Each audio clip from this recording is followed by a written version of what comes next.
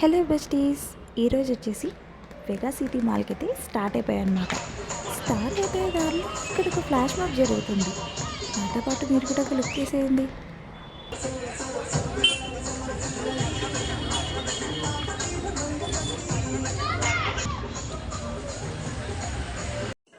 చాలా బాగా ఎంజాయ్ చేశారు వాళ్ళు.